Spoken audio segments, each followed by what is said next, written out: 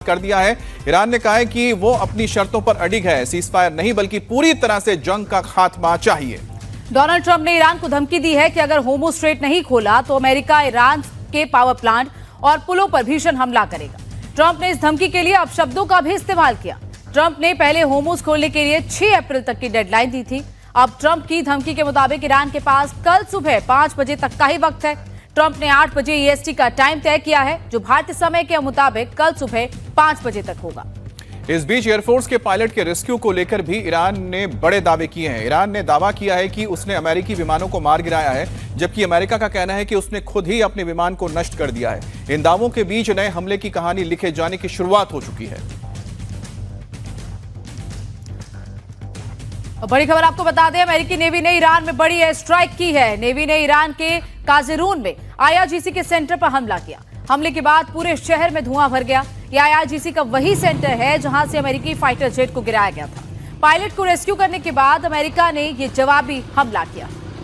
IRGC का यह centre Iran के फोर्स प्रांत में है और फार्स प्रांत पर अब अमेरिका ने निशाना साधा है।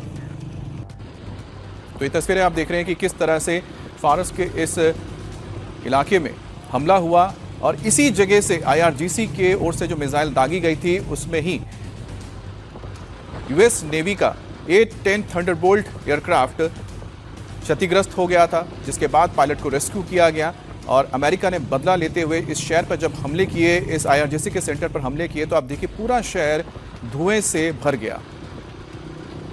ईरान ने एक बार फिर कुवैत पर हमले तेज कर दिया है। ईरान लगातार कुवैत पर ड्रोन अटैक्स कर रहा है, तो वहीं अमेरिकी डिफेंस सिस्टम कुवैत आने वाली सभी मिसाइलों और ड्रोन को इंटरसेप्ट करके बर्बाद कर रहा है। इन हमलों के बाद कुवैत के कई इलाकों में तेज धमाकों की आवाज सुनाई दे रही है। तो लगातार ईरान की तरफ से कुवैत के अलग अलग इलाकों में हमले किए जा रहे हैं और मिसाइल और ड्रोन से ये अमेरिकी बेस को निशाना बनाया गया, जिसकी जो तस्वीरें भी लगातार ईरान की तरफ से जारी की जा रही हैं। जिस तरीके से ये अटैक होता है उसी वक्त धुएं का गुबार उठने लगता है और ये मिसाइल और ड्रोन अटैक कुवैत पर लगभग हर दिन हो रहे हैं, क्योंकि लगातार ईरान की तरफ से ये कहा जा रहा है कि US के मिलिट्री बेसिस या US के ऑफिशियल्स जिन जिन भी जगहों पर है, जिन जिन कंट्रीज पे है, उन जगहों को निशाना बनाया जाएगा। अब ईरान ने एक बार फिर से इराक की राजधानी बगदाद पर हमला किया। ईरान ने अमेरिका के विक्टोरिया बेस पर ड्रोन से अटैक किया है। हमले के बाद विक्ट्री बेस पर भीषण आग लग गई। ये अमेरिका का बगदाद में विक्ट्री बेस है, जहां पर धमाके की आवाज सुनाई दी और एक बार फिर से यहां पर ईरान समर्थित इराक में मौजूद मिलिशिया की ओर से इसे टारगेट करके इस पर बमबारी की गई।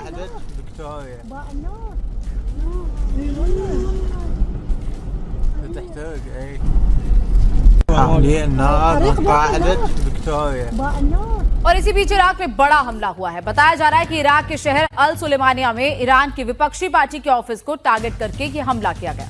यहां पर ईरान की कुर्दिश पार्टी का दफ्तर है। ड्रोन से किए गए इस हमले के बाद बड़ा धमाका सुनाई दिया।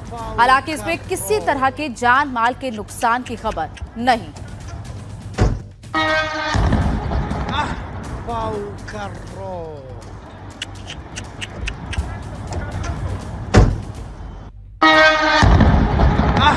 Pau Carro.